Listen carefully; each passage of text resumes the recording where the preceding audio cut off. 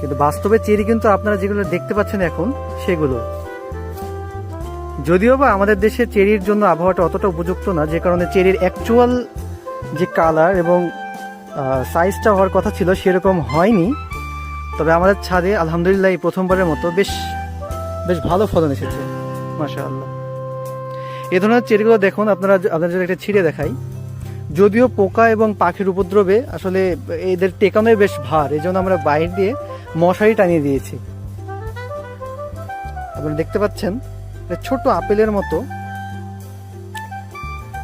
ফল এটা, যাক ভেতরে 3টা থেকে 4টার মতো বীজ আমরা দেখতে পাচ্ছি। আমরা যদি এটাকে ফাটিয়ে দেখি,